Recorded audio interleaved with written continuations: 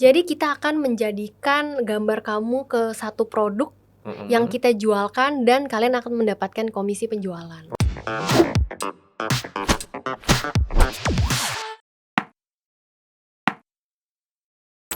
Halo Lydia, gimana kabarnya? Halo Pak Tomo, baik. Aduh, seneng banget.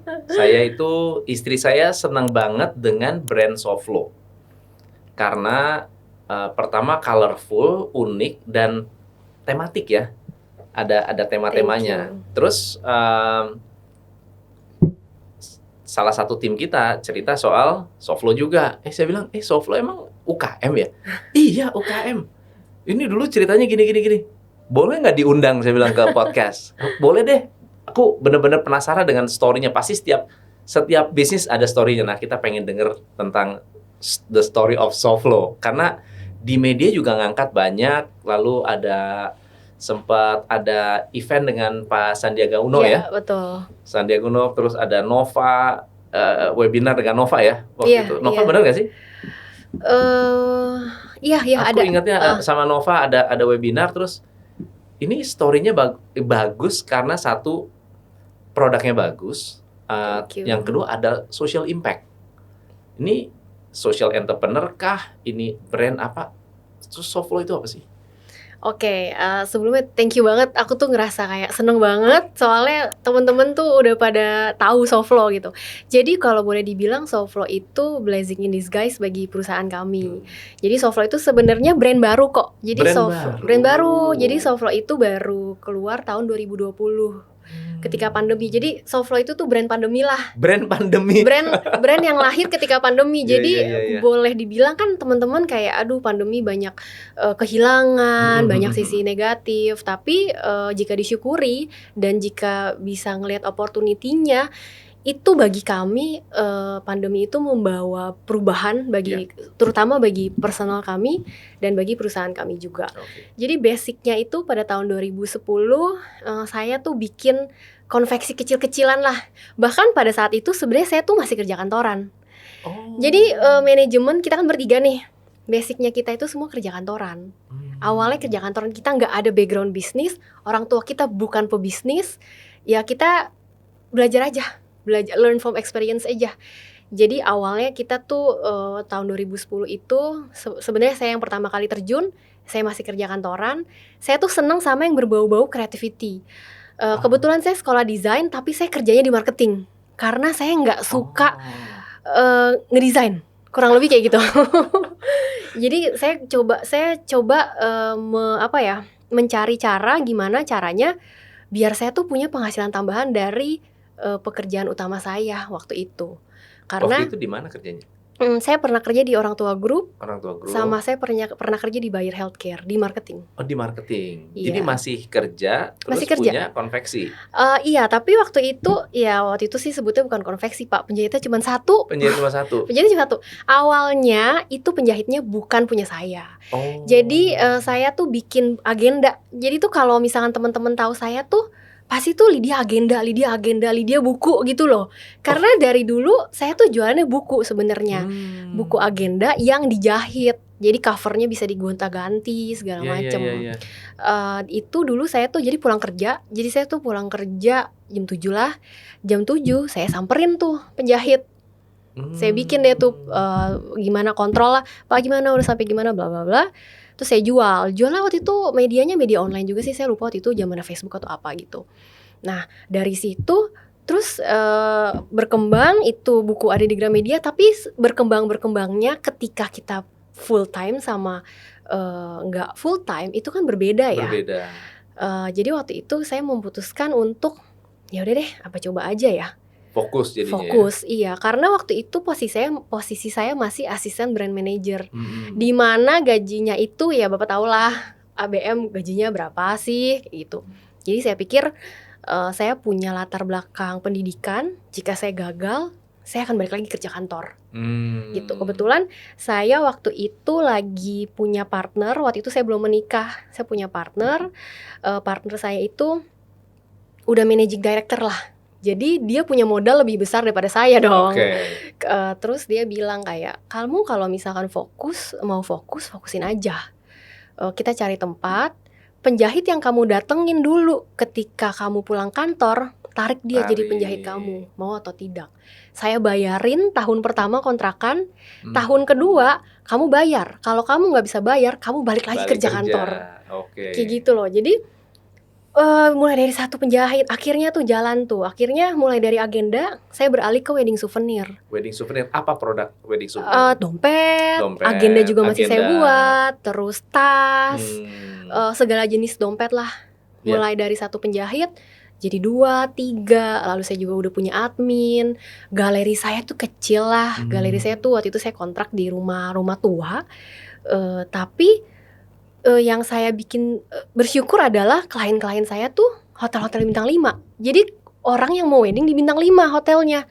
Sampai saya berpikir, kok dia percaya ya sama saya gitu loh. Terus dari situ berkembang segala macem sampai kakak saya yang pekerja kantoran akhirnya resign membantu saya untuk membuat divisi baru B2B. Jadi dia bikin corporate division, saya masih tetap di wedding.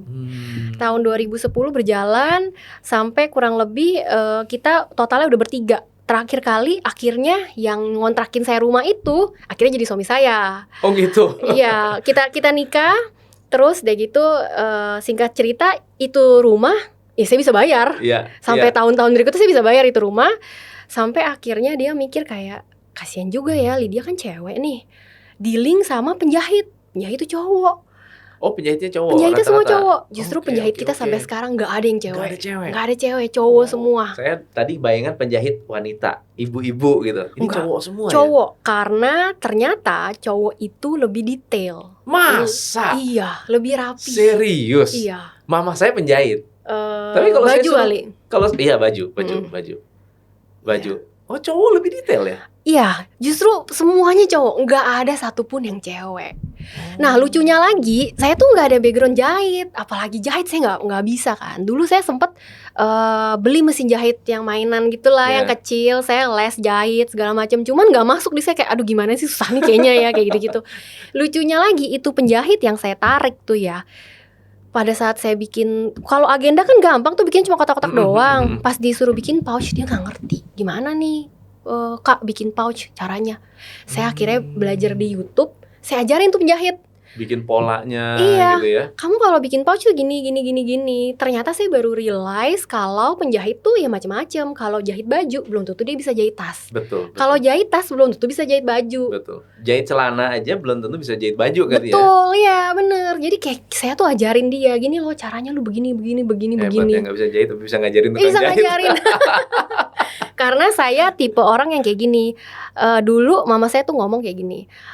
Ibaratnya kayak gini deh, kalau kamu buka salon tapi kamu nggak ngerti cara potong rambut, kamu bakal dibohongin sama orang salon itu. Jadi once lu terjun ke dunia yang kamu mau selami, kamu harus pelajarin, menguasai. Kayak gitu loh. Ya. Nggak harus bisa ngejahit, tapi minimal mengerti basicnya lah, seluk-beluknya. Ya, basicnya kita udah ya paham lah. Tapi kalau saya disuruh jahit lurus belum tentu lurus. Kayak gitu. Tapi saya bisa ngajarin lah, kurang lebih kayak gitu. Terus pokoknya sampai kakak saya join, bikin B2B, lalu nggak lama suami saya tuh join. Nah, pada saat suami saya join itu, kita sempet apa ya, galau lah istilahnya. Karena yang tadi saya bilang nih, Pak Tom tahu lah gaji ABM berapa duit. Ketika saya dapat 2 proyek wedding, gaji saya udah tercover. Betul. Kayak gitu. Betul. Tapi kalau pas suami saya join, suami saya managing director nih. Managing director gajinya lebih gede. Gajinya lebih gede, fasilitasnya bagus banget, banyak nih. Aduh, bisa nggak ya? Sempet deg-degan juga nih.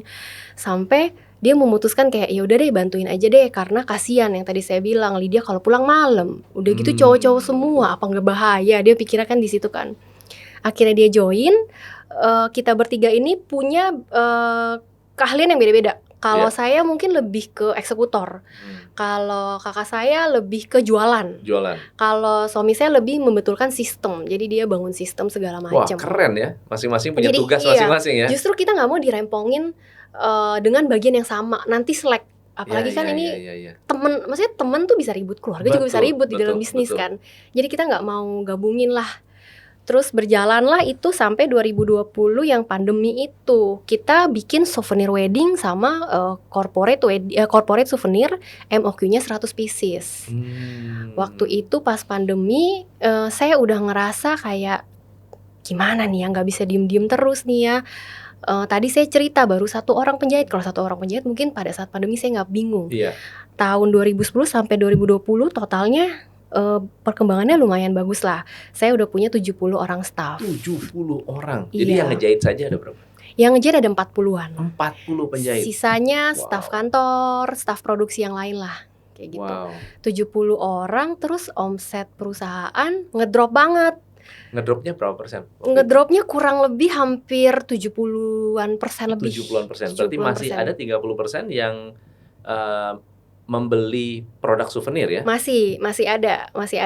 Tapi itu kan kecil ya, maksudnya kita punya fixed cost tiap bulannya, dan itu nggak cukup. Betul. Itu nggak cukup. Kita sampai selama berapa bulan ya, saya sampai lupa, selama berbulan-bulan manajemen tuh nggak ambil gaji sama sekali.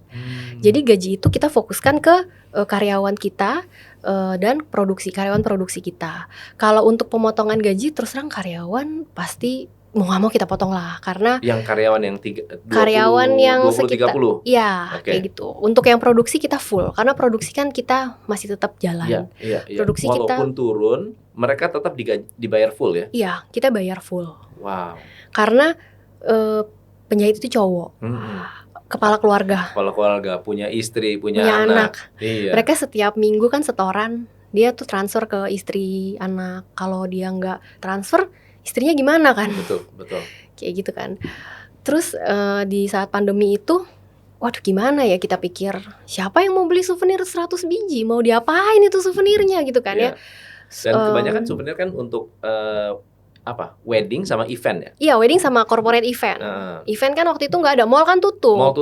Udah gitu mereka pada belanja lewat online. Betul. Biasa yang gimmick-gimmick yang ada di supermarket juga nggak ada yang di supermarket sekarang kan. Jadi mereka semuanya totally off. Wedding juga banyak yang pending. Betul. Jadi mereka juga dealing souvenir itu kan part kecil terakhir kali gitu loh. Betul. Untuk dealing venue aja belum tentu mereka berani, apalagi dealing yang kecil-kecil gitu. Dan kan. Jumlah yang boleh itu kan 30 waktu itu. Iya, kecil banget 50 lah. Ya. Iya, kecil banget lah itu pokoknya. Wow. Terus kita pikir apa buat masker aja ya. Cuman waktu itu kita belum mengerti buat masker apakah ada perizinan, kesehatan dan sebagainya. Akhirnya kita nggak jadi itu bikin masker. Terus datanglah si APD. Jadi ada satu, aku lupa siapa, kerabat lah, bisa nggak nih buat APD? Waduh, gede gini APD, kita belum pernah jahit nih sebelumnya. Dari bikin tas suruh bikin APD. Suruh bikin APD gitu kan. Waduh, gimana ya? Kita sempat konsultasi ke penjahit kan. Mau ambil nggak tuh APD? Cuman kita nggak punya pilihan. Mereka pun juga saya rasa nggak punya pilihan. Kalau mereka nggak ambil, mereka nggak dapet duit. Gitu kan. Betul. Akhirnya kita jahit APD, di mana waktu itu orang-orang ngejual di pasaran, jual harga 100 lebih. Kita jual yang penting modal plus ongkos jahit deh. Nggak ada untung? Nggak ada untung, nggak apa-apa. Yang penting duitnya itu bisa buat si penjahit. Buat bayar penjahit. Wow. Iya, kayak gitu loh. Jadi ya udahlah, nggak apa-apa lah, kita makan lah. Mulai dari APD-nya juga waktu itu kan dapat pesanan lumayan banyak dari, kita sebutnya donasi jadinya. Jadi kalian beli di kita langsung kirimin ke tempat tujuan kamu mau berdonasi di mana. Kayak gitu. Itu banyak banget dari yayasan, dari korporasi, dari perseorangan juga banyak. Mereka mau lempar ke daerah A, B, C. Terus kita total intinya sekitar 100 ribuan APD. Itu kita sampai ngos-ngosan banget. Biasanya tuh di gudang kita warna-warni nih, kulit, kain ini. Pas kemarin pandemi, gudang kita isinya putih semua, APD semua. Bahan APD semua sampai luber. Kayak gitu. Terus puji Tuhan, dari APD itu penjahit kita masih lengkap, masih ada bayaran lah. Kayak gitu, nggak ada yang pulang, nggak ada yang dipecat juga. Penjahit masih tetap sama kita. Terus kita pikir lagi, abis APD apa nih? Itu pasti kan ada. Itu kan ada masanya APD turun ya? Ada masanya APD turun. Iya. Waktu itu sempat sisa juga di gudang kami, tapi habis itu kita udah habisin. Abis turun itu mau apa Pak? Aduh bingung nih mau apa ya. Terus kita pikir gimana kita memanfaatkan sumber daya yang ada. Kita punya penjahit, kita bikin apa ya? Akhirnya lagi WFA kan, akhirnya dari rumah saya mikir kayak gimana kita buat ini aja ya, tas deh. Tapi bikinnya kayak gimana nih kalau kita buat tas, pembedanya apa sama yang lain? Yang Jadi lain waktu juga itu jualan tas. mulai berpikir untuk bukan B2B tapi ke B2C ya? Langsung ke B2C. customer? Langsung ke customer. Karena kita sebenarnya mimpi untuk punya brand retail itu udah lama, tapi tangannya belum cukup nih. Waktunya nggak sempet nih. Sudah terlalu sibuk dengan project-project ya? Project-project nih. Terus pas pandemi ini akhirnya terwujud juga tuh mimpi kita buat punya brand retail. Jadi pemilihan namanya juga sebenarnya kalau boleh dibilang apa tuh? Softflow tuh? Softflow itu tuh souvenir lokal. Tapi udah itu ya, udah dihaki ya? Udah. Nggak ada ya? Softflow tuh souvenir lokal. Jadi sesimpel itu gitu loh. Kita cari keren ya, keren loh. Kita cari nama pusing-pusing kayak kita kan bikin souvenir. Terus kita lokal, Softflow aja. Softflow. Jadi ya udah, itu Softflow dari situ. Terus awalnya karena lagi WFH, tim desain segala macem nggak ada, tasnya udah ketemu nih modelnya. Desainnya gimana nih biar beda? Akhirnya kita beli dari artis luar. Jadi kita beli license dari artis luar. Dan kita udah tahu sebenarnya konsekuensinya. Desain itu nggak eksklusif. Jadi waktu itu ngambil artis luar dari mana? Dari Fiverr atau dari mana? Dari Shutterstock. Yang Shutterstock. siapapun bisa beli. Oh, beli license langsung foto. Ya. Wow. Kayak gitu. Kita beli dari Shutterstock. Tapi resikonya kan orang lain bisa beli juga ya? Bisa beli juga. Nggak harus kita beli terus jadi eksklusif milik kita kan? Enggak, iya. Oh, oke. Terus? Kita beli dari Shutterstock. Kita beli beberapa desain dari Shutterstock. Dan ada satu desain itu kita kasih nama temanya Strong Woman. Entah kenapa, ya nggak apa-apa Strong Woman aja gitu loh. Dan itu kan gambarnya cewek-cewek gitu, Strong Woman. Dan itu desain ternyata yang paling menonjol. Jadi kita launch tuh waktu itu ngasal banget lah, kayak cepet banget lah dari kita desain buat bikin Softflow sampai itu launch di marketplace itu cepet banget. Cepetnya tuh berapa cepat? Paling seminggu ya. Seminggu? Iya, paling seminggu ya. Dan kebetulan brand-brand kita yang lain di marketplace itu udah official store. Jadi kita bisa apply buat official store itu dimudahkan juga. Cukup mudah waktu itu.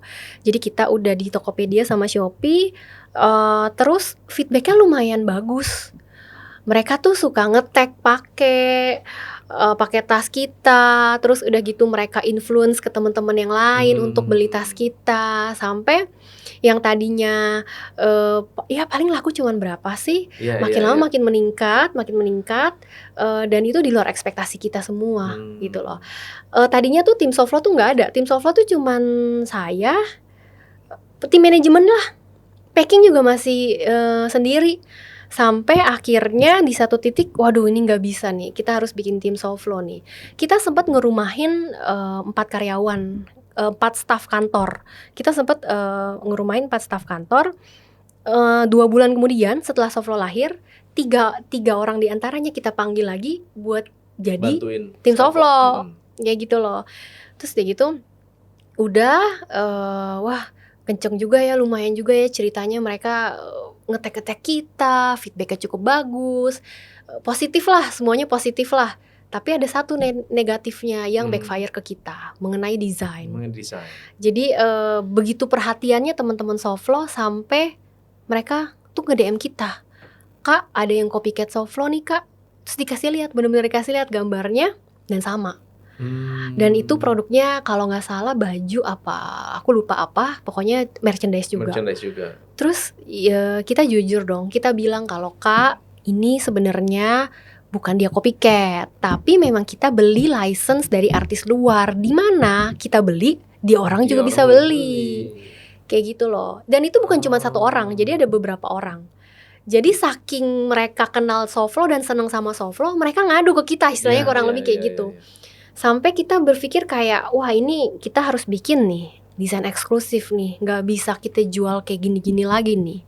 Terus kita udah mulai WFH, kita sempat discuss sama tim desain, itu bukan tim desain Soflo loh, tim desain brand lain lah, misalnya kayak gitu, yang kita rekrut, udah deh sekarang lu bantuin Soflo deh, kayak gitu. Akhirnya kita bikin desain. Desainnya itu terinspirasinya dari mana nih? Karena itu hal baru juga buat dia gitu loh. Gimana nih inspirasinya ya?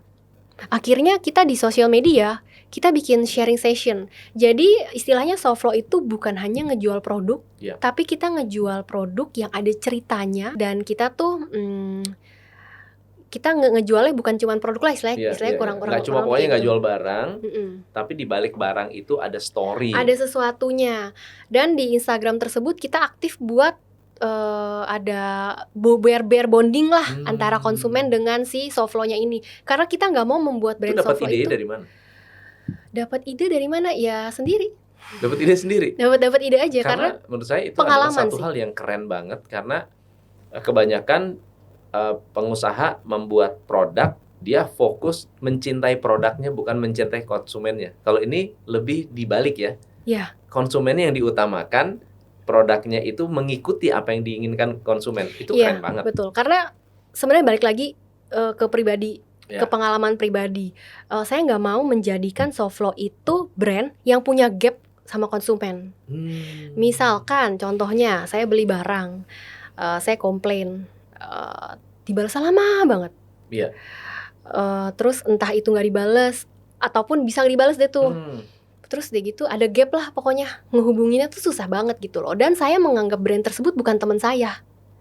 Saya ingin menjadikan Soflo itu adalah teman, partner, teman di mana bisa nanya, misalkan Soflo, saya pekerja kantoran, saya usianya sekian-sekian, setiap hari saya bawa laptop, tapi saya capek nih bawa laptop yang begini-begini, kamu punya nggak rekomendasi produk? Solusi ya? Iya, kita juga harus mencarikan solusi gitu loh. Ada juga yang nanya kayak gitu soalnya. Wow. Dan kita jawabin. Ya gitu loh. Jadi ya kita pengen menjadikannya itu teman. Wow. Kayak gitu. Apa sih story-story yang akhirnya diterima pada saat minta yuk story? Berarti story kan masih masa pandemi kan waktu itu? Masih. Jadi story kamu pada masa pandemi apa sih sebetulnya yang inspiratif atau yang didengar dari Soflo?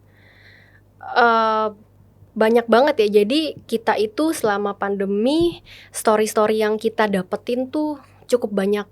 Kita selalu balik lagi ke orientasi konsumen. Jadi pada saat pandemi di Instagram juga kita setiap hari sharing session. Kamu hari ini apa kabar? Bagaimana kabar kamu ketika pandemi? Terus even kita mau launching barang, kita tanya, kalian tuh sebenarnya suka barang yang kayak gimana sih? Lagi mau produk seperti apa sih? Karena kita kepengen kita nggak cuman sekadar membuat produk yang akhirnya nggak berguna. Betul. Kayak gitu loh.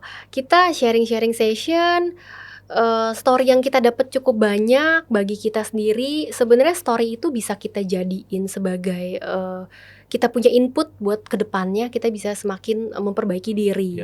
Contohnya tadi saya udah cerita mengenai desain, ada yang kasih input, desain lu ada yang copycat segala macam. Dengan itu kita ngerti kita harus bikin nih eksklusif desain. Terus eksklusif desain karakternya dari mana ya? Inspirasi dari mana ya? Kita buka sharing session. Ceritain dong kabar kamu lah selama pandemi. Ceritanya banyak yang masuk. Ada yang ibu rumah tangga suaminya di PHK, ada yang pekerja kantoran di PHK, ada yang pelajar mahasiswa dia nggak bisa pulang kampung karena lagi pandemi, udah nggak ketemu keluarga udah lama. Ada yang nakes juga kerja terus gak bisa ketemu anaknya di rumah.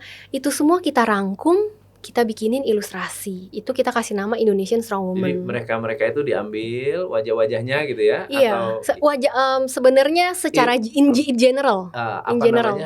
Perwakilan profesi.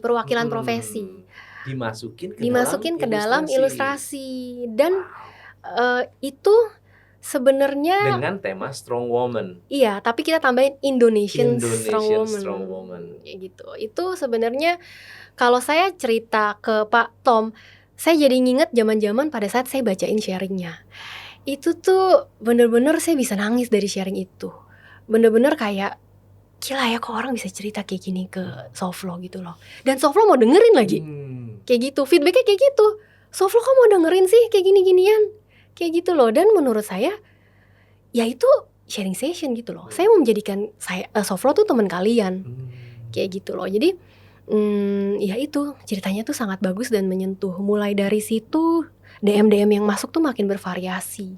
Dan nggak cuman cerita hari ini saya pakai Soflo, nggak cuman gitu doang. Tapi dia cerita kayak, Soflo terima kasih ya, saya beliin ini buat mama saya. Mama saya lagi sakit nih, saya beliin ini buat mama saya. Mama saya seneng, bla bla bla bla. Ceritanya tuh sama yang kayak gitu, kayak cerita sama teman aja gitu loh. Kayak gitu. Jadi Soflo tuh punya teman-teman online tuh banyak. Kayak gitu. Yang bukan cuman peduli terhadap produknya Soflo doang. Perasaannya gimana? Wah, perasaannya gak bisa diungkapkan kata-kata sih. Seneng banget lah gitu loh. Yang tadinya brand Soflo itu ya udahlah, coba jalanin aja. Ternyata menjadi blessing buat banyak orang. Blessing untuk banyak orang. Gitu loh. Bukan cuma dari segi konsumen, dari segi penjahit pun juga dia seneng. Betul. Gitu loh. Dihargai ya. Iya, dihargai gitu loh. Dan waktu itu ilustratornya masih ilustrator sendiri kan? Internal kan? Ya, kita punya itu tim desain yang kita sulap menjadi ilustrator. Desain. Kayak gitu. Jadi semua desainnya masih kita brainstorm bareng. Kita bikin apa ya? Kembang Nusantara deh. Kembang Nusantara itu desain internal kita yang sampai saat ini jadi bestseller. Jadi kembang Nusantara, ada kembang ini, kembang apa. Itu mereka masih suka dan produknya kita kembangin sampai saat ini masih ada. Iya. Terus di satu titik tadi kalau Pak Tom nanya masih internal ya, masih.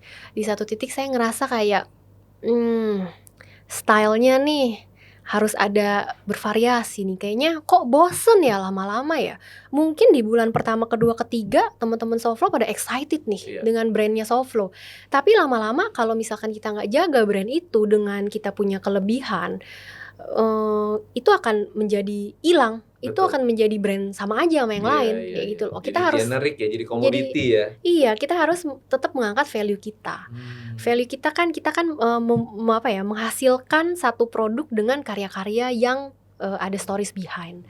Plus kita juga menawarkan lifetime service warranty untuk tasnya Soflo. Jadi once kamu beli, mau robek mau apa, kamu bisa balikin ke kita untuk kita perbaiki. Lifetime warranty, service warranty. Satu-satunya tuh yang punya lifetime warranty kayaknya ya, produk lokal. Dan kalau rusak, kirim, diperbaiki, kita kirim balik lagi. Sepanjang mereka masih suka tas itu ya, atau produk itu ya? Iya, lifetime. Pokoknya lifetime. Kurang lebih kayak gitu. Terus kita pikir, waduh jenuh ya gitu loh. Kalau misalkan cara menggambar orang kan berbeda ya, stylenya orang berbeda ya. Saya punya style kayak gini, Pak Tom punya style kayak gitu. Saya nggak mungkin bisa ngikuti style Pak Tom nggak bisa ngikutin style saya. Dan kalau dari sisi konsumen kan kayak jenuh ya nih kok style-nya gitu-gitu aja gitu kan. Dari sisi konsumen kan justru dia demand-nya tuh pengen punya banyak desain sehingga bervariasi. Belum lagi kita kalau ngomongin berpattern, yang baju pattern atau pouch pattern, tas pattern itu lebih sedikit pengguna. Karena kalau kita lihat itu balik lagi ke diri saya pun dulu nih kalau pakai baju, pakai tas ya udah yang casual aja, yang simple aja, yang polos lah.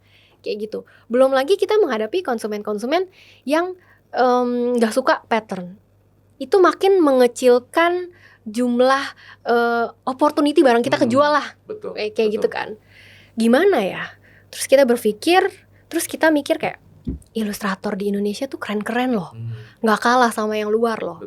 Terus sebenarnya mereka tuh karyanya sayang banget kalau cuman di end up-nya di Instagram atau end up-nya di tembok deh.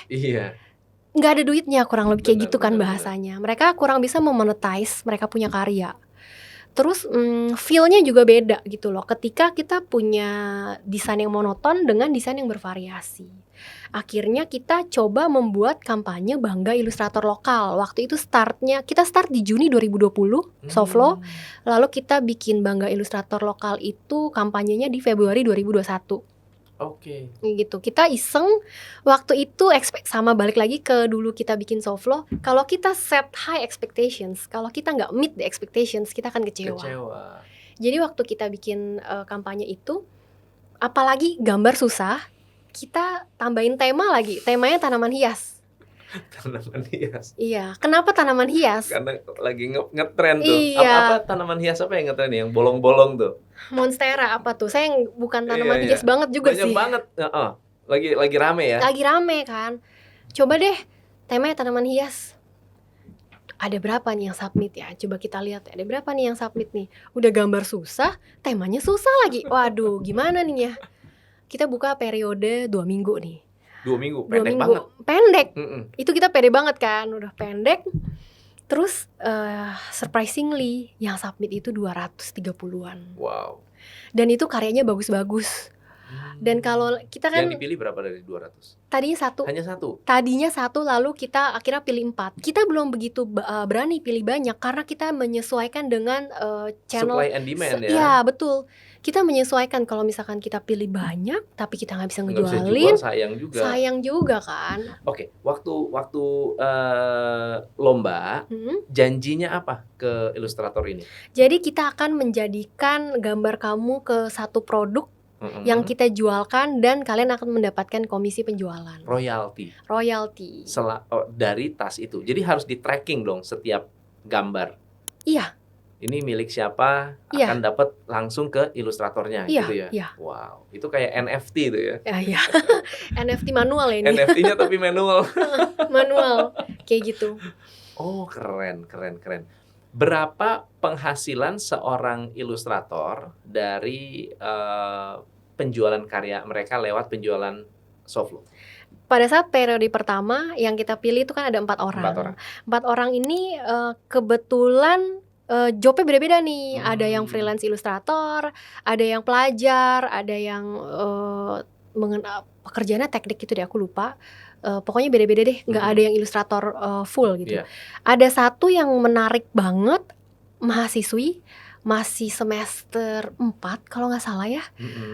Dia bikin gambarnya tuh cute-cute gitu. Saya pikir, wah ini gambar cute-cute mungkin lebih ke anak kecil ya. Tapi ternyata enggak, ibu-ibu juga doyan. Mama saya aja doyan. Kayak gitu. Dan penghasilan dia itu sekitar 8 juta per bulan. 8 sampai 10 juta per bulan. Sebulan? Iya. Bukan 8 juta one off gitu ya? Per bulan gitu ya? Per bulan. Wow. Sampai saat ini masih stabil. Sampai saat ini masih stabil kurang lebih. Wow, happy banget dong dia. Apa happy komentar dari ilustrator yang udah kerjasama dengan Soflo? Apa yang mereka sampaikan? Mereka tentunya senang. Mereka yang tadinya jual lewat channelnya dia doang, yang terbatas lewat Instagram, paling cuma sekeliling aja yang beli.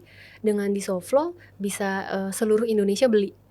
Apalagi kan kita sekarang udah ada offline store juga nih. Offline store, betul. Jadi, udah berapa sekarang offline store? Ada 9 offline Itu store. masih sendiri ya? Maksudnya sendiri semua, bukan no franchise ya? Enggak franchise, karena tujuan kita belum ke sana. Bukan ke sana lah. Kayak gitu. Jadi dari itu mereka bilang kayak senang banget karena teman-teman dari Sabang sampai Merauke bisa beli barang saya. Terus mereka suka jalan-jalan ke mall kemana ngeliat pakai barang saya. Kayak gitu. Bangga, mereka bangga. Terus kita juga kan di setiap produk kita tuh ada kartu ilustrator. Kartu ilustrator? Iya, jadi ada profile ilustrator. Jadi kalau semua itu siapa artisnya? Siapa yang buat, siapa artisnya betul. Namanya siapa, pekerjaannya apa, umurnya berapa, semua ada. Dan teman-teman Soflo itu aware banget sama itu. Jadi saya pun juga nggak nyangka kalau mereka tuh OOTD nih, mereka nge-tag Soflo, nge-tag juga ilustratornya. Kayak gitu loh. Jadi udah kayak mereka tuh tiap hari dapat DM gitu kayak ada yang beli tasnya dia, ada yang pakai tasnya dia di sini, di sana. Foto gitu ya. Kayak gitu. Terus bahkan nggak cuma terbatas di Indonesia. Jadi karena kita ilustratornya temanya Indonesia banget, gambar-gambarnya, itu banyak teman-teman Soflo yang ngebeli buat hadiahin ekspat. Atau mereka lagi mau ke luar negeri, mereka bawa itu sebagai souvenir. Kayak gitu. Terus mereka lagi jalan-jalan ke luar negeri, mereka local pride, mereka pakai barang-barang kita di luar negeri. Kayak gitu. Dan si ilustrator itu juga seneng kan ngelihatnya. Ya itulah, apalagi kita juga ngebuka kesempatan untuk kolaborasi sama brand-brand besar. Kayak gitu. Jadi ilustrator ini dibukain pintu ya, dibukain jalan ya. Wow, keren. So jadi dari kontes pertama dapat 4. Terus berlanjut lagi ke kontes kedua. Iya. Temanya sama atau temanya beda? Indonesia Maju lebih susah lagi. Indonesia Maju lebih susah lagi. Waduh, ini ngerjain ilustrator nih katanya. Kan kita kan pede, nggak pede, ternyata hasilnya bagus, pede lagi dong. Pede lagi. Okay. Ya udah Indonesia Maju deh. Indonesia Maju yang submit lebih banyak lagi. Jadi waktu yang itu 200, yang Indonesia Maju berapa? Sekitar 250-an. 230-an nih, 250-an. Jadi orang baru berarti kan? Orang baru, ada yang ulang. Ada yang ngulang. Jadi mereka ngerasa nggak kepilih nih. Mereka ngulang lagi. Penasaran, ngulang lagi. Wow. Kayak gitu. Wow. Sedemikian semangatnya. By the way, kontes itu diumumkannya di mana? Di Instagram. Semua kita platformnya masih di Instagram. Hanya satu Instagram aja? Hanya satu Instagram. Diiklanin nggak? Diiklanin. Sempat diiklanin. Yang pertama nggak diiklanin, yang kedua kita iklanin. Yang nggak diiklanin 200 ya? Iya. Wow. Okay. Jadi kayak teman ke teman, jadi kayak ilustrator nih ada nih, ini kontes nih, ikuti, ajak temennya. Wow. Kayak gitu. Oke. Sebetulnya saya juga nggak kebayang sih. Waktu dulu saya bikin buku, nyari ilustrator tuh susah. Buat ilustrasiin bab-bab ya, artikel-artikel supaya orang tuh bisa. Ilustrator kan pinter ya. Iya. Bikin ada dia baca ini tentang apa gitu, dia bisa bikin. Mereka rekapin pakai gambar. Direkap pakai gambar itu 3 halaman artikel dikasih 1 gambar itu udah ngerti maksudnya. Udah ngerti ya. Nah, itu susah nyarinya. Iya. Susah nyarinya. Nah, ini bisa dapat 200 tuh keren banget. Iya. Dan profesi mereka ilustrator tadi kan ada yang mahasiswa, ada yang sebetulnya profesinya itu macam-macam.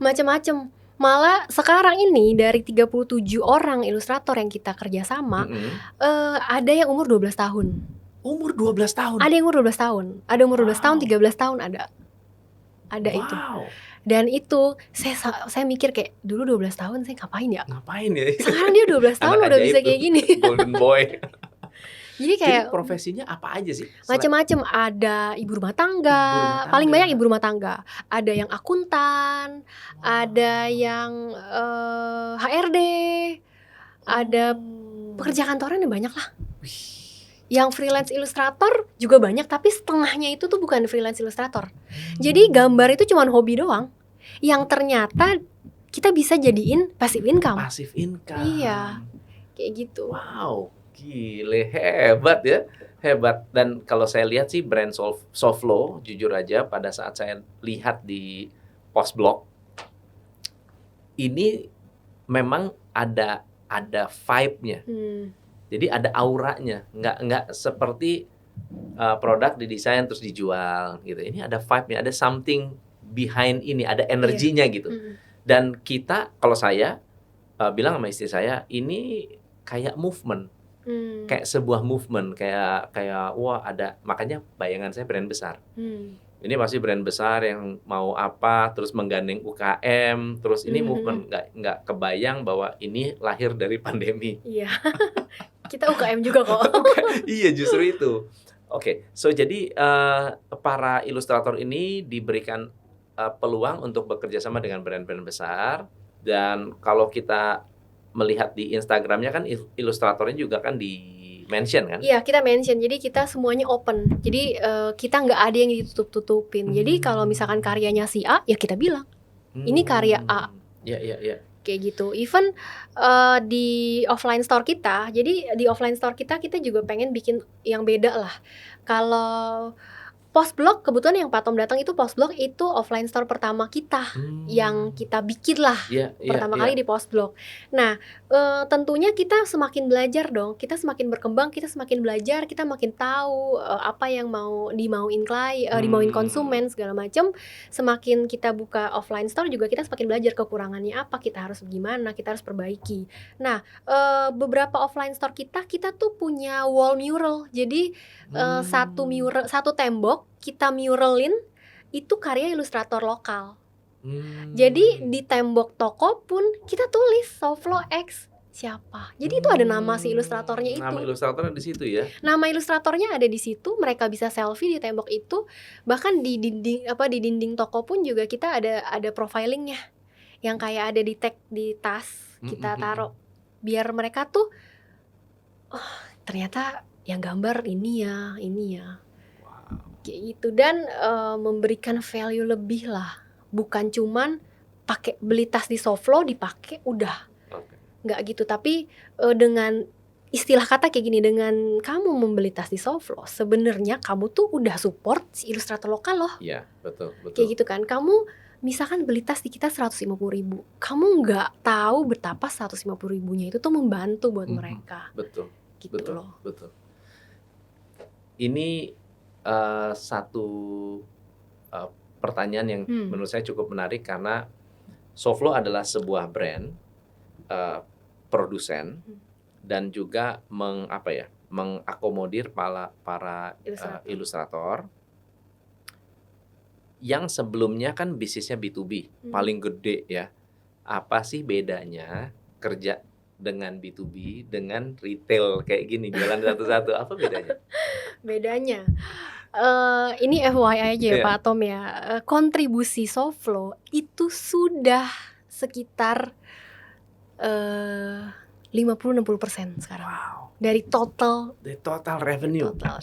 Wow. Jadi tuh boleh dibilang, kalau Pak Tom tanya pembeda, ini pertanyaan yang sangat bagus karena beda banget. Kalau proyek wedding souvenir, corporate gimmick, setiap bulan kita restart dari nol. Kayak isi bensin. Iya. Restart dari nol. Bener. Bulan ini ABC datang omset nih dari ABC. Bulan depan nol lagi. Mesti nyari lagi dong. Bener. Kita harus nyari lagi, nyamperin A, nyamperin B. Apalagi wedding. Kalau corporate masih bisa repeat. Kalau wedding itu once in a lifetime. Kecuali dia cerai, kawin lagi. Iya. Biar bisa repeat lagi. Kayak gitu. Paling kita repeatnya kita biasanya berharapnya dari rekomendasi. Kakaknya udah pakai kita, adiknya pakai kita lagi, kayak gitu.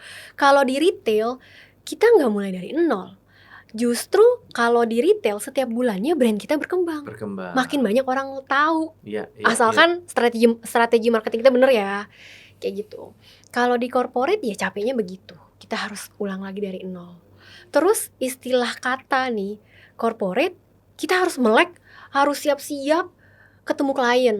Kalau di retail kita tidur dapat uang. Tidur dapat duit, autopilot ya. Iya, autopilot gitu. Oke. Kalau dari responnya, karena corporate juga kan membuat itu untuk konsumen-konsumennya mereka. Iya. Dengan retail yang juga pengguna, ada perbedaan respon? Iya. Corporate bikin gimmick nyampe ke konsumen, tapi feedback konsumen nggak nyampe di kita. Nggak tahu ya. Nggak tahu kita. Ini bagus, wah happy, keren, wah oke, thank you, Citibank atau thank you siapa gitu ya. Nggak tahu. Paling banter, ya begitu. Misalkan Citibank pesan di kita, Mbak dompetnya bagus ya, thank you ya. Repeat ulang lagi misalkan.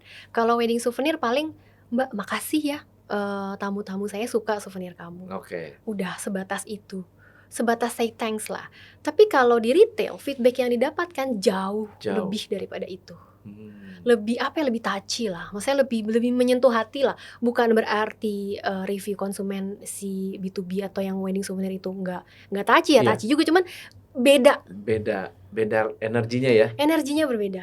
Apa sih yang paling sering didengar? Apa yang mereka sampaikan ketika mereka beli produk, beli apa yang membuat touchy itu?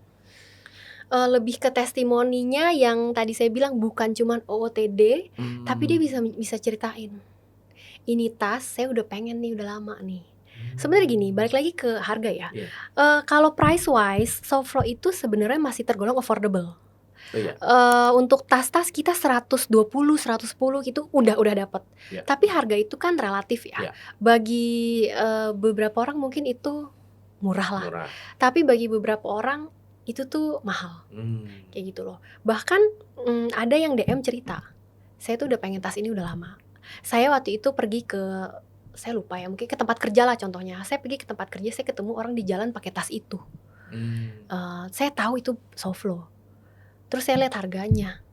Saya pengen udah lama, tapi saya ada kebutuhan. Saya harus beliin anak saya A, B, C, D, E. Dia sampai cerita kayak gitu loh. Sampai akhirnya saya bisa beli tas Soflo sekarang. dan saya pakai pada saat saya kerja. Teman-teman saya bilang itu bagus. Kayak gitu loh. Wow, ini dengernya aja touching banget ya. Saya juga merinding. Sampai apa? Kayak saya menunggu momen tertentu untuk beli soft iya, untuk beli.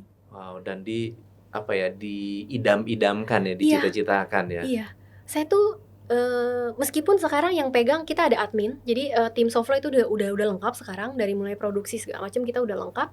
Tapi saya masih suka baca DM orang. Tapi saya nggak pernah balesin, saya cukup baca DM orang.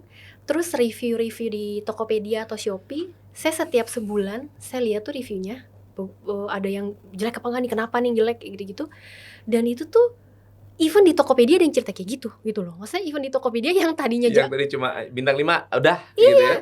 Dia bisa bilang bagus banget loh, teman saya suka banget. Wow. Kayak gitu. Ini sebetulnya ada story juga nih Afifah nih. Apa tuh?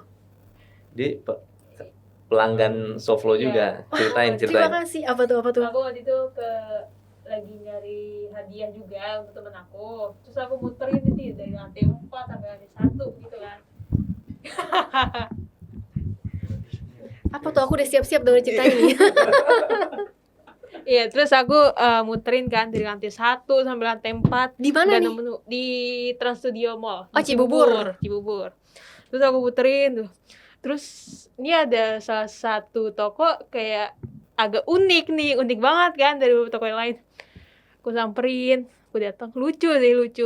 Terus dari pelayanannya juga bagus banget kan. Dia ngejelasin gitu, Kak, kalau misalkan dari kakak beli produk ini itu sama aja dari kakak tuh ngebantu si ilustrator ini gitu kan. Oke. Terus mau nyoba nyari nih yang lain gitu. Terus di pikiran aku tuh tetap tertarik ke Soflo ini gitu kan. Aku udah muter balik lagi. Akhirnya belinya di situ Soflo. Thank you. Terus aku kan itu karena untuk hadiah kan, kado. Terus aku tanya, Mbak ada ini nggak ya, box gitu kan untuk mus kado? Oh iya Mbak, ada gitu. Terus ada satu, terus itu tuh kayak rusak kecil, nggak tahu mungkin ketusuk jarum atau apa gitu kecil. Mbak, cuman ini rusak kayak gitu. Oh yang mana Mbak yang rusak? Ini. Oh nggak apa-apa Mbak, cuma buat hadiah aja kok, nggak masalah banget gitu, nggak apa-apa aku pakai aja. Oh yaudah Kak, sebentar ya aku tanya dulu ke grup, gue udah nggak tahu gitu. Yaudah tanya, Kak maaf nggak bisa, ini harus dibalikin. Kayak wow, sedetail itu Kak gitu. Jadi kayak menurut aku ya hal sekecil itu apa ya, penting banget gitu. Padahal itu cuma nggak apa-apa kok, nggak apa-apa ya, gitu, cuma box doang gitu. Tapi kayak wow gitu. Akhirnya aku kasih ke temen aku dan dia juga seneng banget sih, karena jarang ada brand lokal sebagus itu gitu. Thank you banget. Iya. Aku kalau denger gini suka merinding dong sih. Iya. Dan ya saya rasa ini customer experience, dan ini penting banget untuk didengar oleh teman-teman di luar sana yang memiliki produk dan bilang bahwa wah UKM itu begini, UKM itu begitu. Padahal UKM itu sangat luar biasa, banyak potensinya, banyak peminatnya, dan yang sebetulnya nggak bisa dibayar adalah yang priceless adalah respons konsumen seperti tadi ya. Iya betul. Saya tuh juga kalau saya suka bacain DM atau suka bacain Tokopedia, review Tokopedia Shopee, saya tuh juga suka ke toko sebenarnya. Tapi saya karena beberapa sales nggak kenal saya, biasa saya datang sebagai mystery guest. Saya hobi banget tuh jadi mystery guest. Saya tuh seneng jadi mystery guest. Terus ya iseng aja, pengen denger aja mereka tuh ngomongin apa sih soal Soflo gitu loh, di toko ngomong apa sih gitu. Ya feedbacknya ya seneng gitu, maksudnya ada yang positif, ada juga input buat kita kayak gitu loh. Dan ya beragam sih, maksudnya yang kayak gini juga aku jadi kayak wah thank you banget gitu loh, kok ada yang bisa, itu hal kecil gitu kan. Betul. Maksudnya tapi ngena gitu buat ke konsumen. Betul. Kayak gitu. Karena kelihatannya value dari Soflo itu benar-benar juga dimengerti oleh karyawan. Dan karyawan tahu bahwa customer itu penting, experience penting, Iya. Meninggalkan kesan yang positif itu juga penting, dan mereka menghargai pentingnya nama ilustrator juga. Iya. Kalau sampai ini namanya jadi jelek, bisa Iya, jadi betul. komplain, bisa macam-macam ke belakangnya. Iya. Dan saya rasa itu sangat-sangat keren banget. Pertanyaannya, gimana bisa ngelatih karyawan bisa seperti itu? Nah itu. Yang jelas capek banget. Capek banget. Yang jelas capek banget. Jadi memang kita itu untuk rekrutmen selalu jalan terus. Jadi nggak ada kata cukup. Oke. Karena toko itu kan SPG-nya banyak. Iya. Kita juga nggak hanya di toko, kita juga suka event. Biasa kita kalau ditawarin di satu mall, kita juga pengen tahu kira-kira crowd-nya mall itu cocok gak sama target marketnya kita. Biasa kita coba di event dulu kayak bazar-bazar gitu. Itu kan SPG itu tuh kita turnovernya kalau yang nggak cocok itu tuh tinggi banget gitu loh. Jadi kita terus hire, training. Jadi ada divisi gitu. training khusus. Ada divisi training khusus. Jadi sekarang ini ke semua sales itu, semua yang udah masuk toko itu istilahnya udah lolos. Kalau yang di bazar-bazar itu habis di training di toko nih, tapi dia belum masuk ke toko nih. Jadi kalau yang udah di toko itu istilahnya dia udah jalan lama sama kita dan udah terpilih lah. Nah itu trainingnya juga harus tetap nih. Terus kita setiap minggu kita ada meeting sama supervisor toko. Jadi apa aja yang harus diperbaiki, terus feedback konsumen apa. Biasanya kan si konsumen itu tuh kalau tadi saya bilang konsumen nge-DM ke kita bisa cerita, dia juga bisa cerita ke sales toko loh. Gitu. Jadi kayak saya tuh suka dapat insight dari mereka juga. Kadang saya juga suka nanyain, ada insight apa nih dari toko A? Ya cerita, konsumen tuh gini. Konsumen cerita gini. Wow. Ya gitu gini. Sedekat itu konsumen dengan brand Soflo ya. Iya. Sampai staff pun dianggap sebagai representatif dari Soflo, dan mereka kayaknya seneng banget bisa menyampaikan sharing mereka ya. Iya. Wow. Well done. Masih banyak yang harus diperbaiki well sih. done. So, pertanyaan yang mungkin seringkali kita pikirkan ketika mengembangkan bisnis adalah, berarti setelah ilustrator, kunci dari Soflo ada pada kolaborasi antara brand dengan ilustrator, betul ya? Betul. Ada nggak ketakutan ilustratornya dibajak? Ketakutan saat ini terus terang karena kita sadar kita belum bisa ada di situ. Jadi ya udah nggak apa-apa gitu loh. Sebenarnya kalau ketakutan itu lebih bukan ketakutan ilustrator itu diambil, tapi lebih kepada keamanan ilustrator itu sendiri gitu loh. Malah kepedulian terhadap ilustratornya ya? Iya, bukannya masalah ya ilustratornya mau diambil ya silahkan gitu. Iya. Tapi lebih kepada kalian bisa mengayomi ilustrator itu gak? Kalian bisa memberikan value pada ilustrator itu gak? Tapi ada nggak yang gitu. sampai bypass ke ilustrator? Ada banyak. banyak. Jadi memang yang tadi aku bilang, karena kita belum mempunyai tangan lah untuk melindungi ilustrator itu sendiri. Jadi ya udah, paling kita cuma bisa advice. Kita memberikan nasihat, memberikan pengetahuan buat si ilustrator. Karena ilustrator kita itu, saya nggak ngomong semua ya. Ada beberapa ilustrator yang mungkin belum pernah bekerja sama dengan brand. Mungkin belum pernah memiliki pengalaman bekerja sama yang ada kontraknya segala macam. Karena yang banyak itu sekarang ilustrator adalah open commission. Jadi kayak kamu mau beli jasa saya, jasanya apa, saya kasih harga, kamu bayar, saya kasih, selesai. Kayak gitu loh. Cuman itu aja, mereka nggak pakai kontrak, nggak pakai apa, kayak gitu loh. Dengan di Soflo ini sebenarnya tujuan kita ke depannya ada, tapi kita belum bisa pegang sekarang. Kalau brand atau individu yang bypass itu banyak. Yang kedengeran sama kita juga ada. Kayak gitu. Tapi kita nggak bisa ngelakuin apa-apa. Kita cuman bisa ngelindungin si ilustrator itu dari dalam lah, kayak gitu loh. Jadi dia bisa istilahnya kita memberikan inilah advice lah. Ya demi mereka juga, karena demi mereka bekerja juga sama dengan brand pasti brand ingin proteksi kan. Iya, betul. Kalau betul. Misalnya saya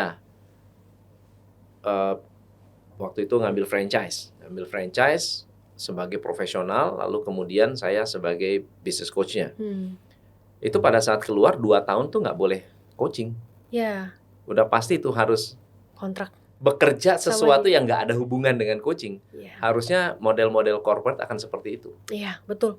Apalagi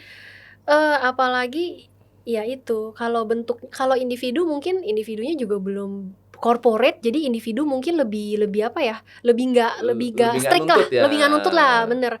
Tapi kita punya pengalaman, jadi ini saya nggak nyebut brandnya. Iya. Jadi ada satu ilustrator itu dia belum pernah berpengalaman kerja sama brand, dan kebetulan brand yang approach si ilustrator itu adalah klien kita, klien corporate-nya kita. Oh, jadi udah kenal ya? Udah kenal. Terus tiba-tiba kita juga taunya gara-gara gini, tiba-tiba dia mau produksi barang ke kita di divisi yang lainnya, bukan Soflo. Tapi ketika pasti kita nanya desain dong, desainnya seperti apa segala macam, dan kita kaget pas ngeliat desainnya. Ini ilustrasi kayak kenal ya? Ini ilustrasinya kenal nih segala macam kayak gitu. Terus ternyata ya udah, ternyata dia bener ambil ilustratornya kita, which is kita gak bisa larang, itu haknya dia juga. Iya.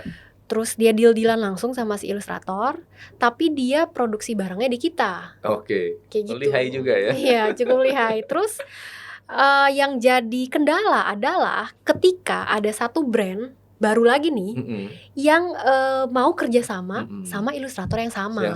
Ternyata dari ilustrator itu bilang, "Kak, saya dikasih kontrak nih." Oh gitu. Kamu udah tanda tangan? Udah, Kak. Coba sini boleh nggak sih kita baca gitu, maksudnya kita bantuin deh. Soalnya ini brand baru nih, pengen banget kolaborasi sama Soflo sama kamu nih, sayang banget kan, gitu kan. Ternyata bener. Jadi di kontrak tersebut ada tulisannya, kamu nggak boleh bekerja sama dengan brand beauty, women's beauty selama 1 tahun. 1 tahun. Tapi kan dia dibayar mahal kalau brand kan. Enggak. Kayak brand ambassador kan, kamu eksklusif ya, kerjasama eksklusif kan, oh pasti bayar mahal puluhan juta gitu kan. Wah, enggak. Itu yang bikin kita nyesek. Gitu loh. Harga relatif lah sebenarnya. Mungkin bagi kita kecil, bagi si ilustrator itu besar. Ya itu relatif kan. Betul. Ya. Tapi kalau dari Soflo sendiri, Soflo tuh punya target pendapatan setiap bulan si ilustrator. Kayak gitu loh. Kalau tadi saya cerita ada yang dapat 8 juta, 7 juta, 10 juta. Tapi standarnya kita itu kita coba di 2,5 juta per bulan. Itu minimum. Dan Minimal. itu kayak dalam tanda kutip garansi lah ya. Iya, kita jagain lah. Kalau misalkan dia di bawah 2,5 juta, kita pasti akan masukin dia, approach dia untuk nge-refresh desainnya dia, biar ada di produk yang lain. Saya kasih produk lagi lah. Kurang lebih saya kasih produk biar supaya hidup lagi lagi. Kayak gitu loh. Karena kita tuh meetingnya Soflo banyak banget. Kita setiap minggu meeting ngeliatin pendapatannya ilustrator. Kalau akhir bulan tuh ngeliatin pendapatannya ilustrator. Ilustrator A, waduh, gimana nih? Kita kasih produk lagi deh. Kayak gitu loh. Jadi itu yang bikin sakit hati kalau, waduh, desain keluar berapa? Lebih dari 1. Iya. Harganya berapa? Kaget gitu loh. Berapa harganya? Sekitar 850 buat dua desain. 400.000. Wow, 400.000 per desain. Dengan kontrak 1 tahun. Tidak boleh untuk brand-brand lain. Untuk 2 itu aja. Ya. Wow. Jadi serem ya. Akhirnya nih kita sampai tanya teman yang ngerti yang legal, bener nih nggak boleh. Jadi si klien yang tadinya mau bekerja sama, akhirnya nggak jadi. Iya, takut dah. Takut. Akhirnya kita alihin ke ilustrator yang lain. Iya. Kayak gitu loh. Si ilustrator juga, ya sayang ya Mbak, sayang ya. Iya, kamu lain kali coba diskusi sama kita aja dulu konsultasi nggak apa-apa kok gitu loh. Kita memang belum membuat sesuatu kayak berbadan hukum lah, lu nggak boleh. Ya tapi at least kita bisa memberikan dia konsultasi gratis lah kayak gitu loh. Biar kedepannya nggak keulang kayak gini lagi. Ya tapi itu pelajaran ya. Itu pelajaran semuanya ya. Pelajaran buat kita juga. Pelajaran juga buat para ilustrator, mudah-mudahan nanti nonton juga nih di podcast kita nih, supaya bisa lebih berhati-hati dan lebih mengapresiasi kerja keras Ya, dan betul. skillnya dia untuk bisa kalau memang komersil ya komersil, tetapi kita jangan sampai seolah-olah dibatasi Ya, untuk tidak boleh bekerja sama betul. dan seterusnya. Betul.